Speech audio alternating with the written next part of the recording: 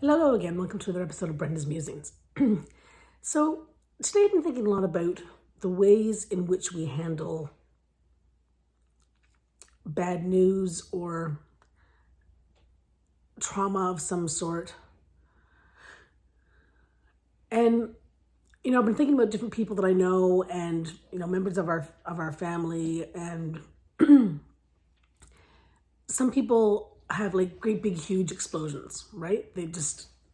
They're overwhelmed and everything just comes right to a head immediately, and it's this big sort of explosion of emotion. Other people internalize it. They do the exact opposite. Everything gets withdrawn. They go tight. They become they become smaller. And then there's like 20 gazillion areas in between.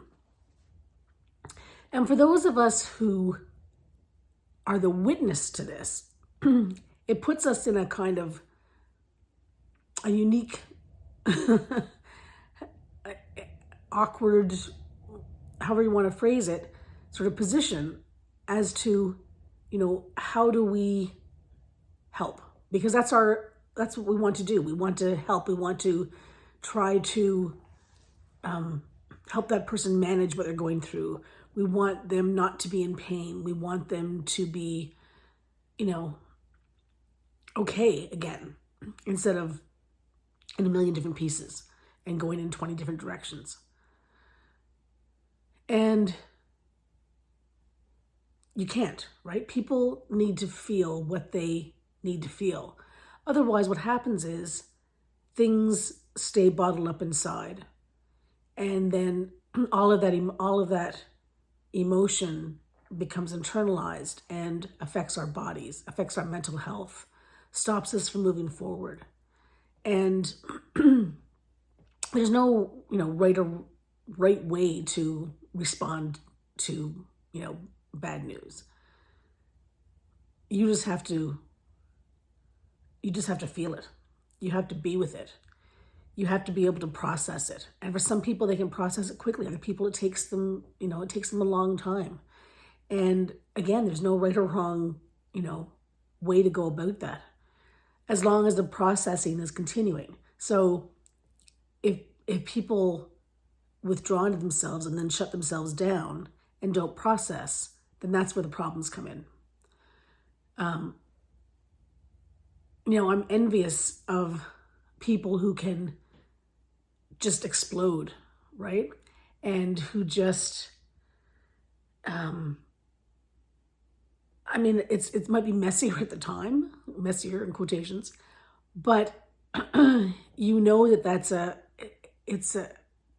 all those feelings are not pent up. It's trickier when people withdraw within themselves because you don't know what they're thinking or feeling, or they're not communicating at all.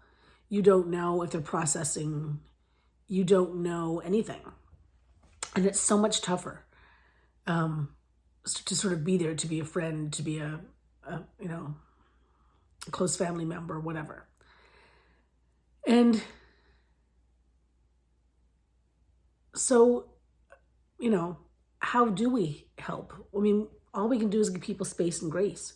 All we can do is be there for when they do want to talk, if they want to talk. All we can do is be cognizant of, what we say and how we react. And, if you know that something's a trigger for somebody, then you don't bring it up. Or if because you don't want to be triggering them. You can't be forcing people to deal with something. So people have to find their own way. And it's hard, it's tough, it's messy, letting them do that. But it's the only way that they can move forward. And yeah, that's my musing for the day. Have a great one, everyone.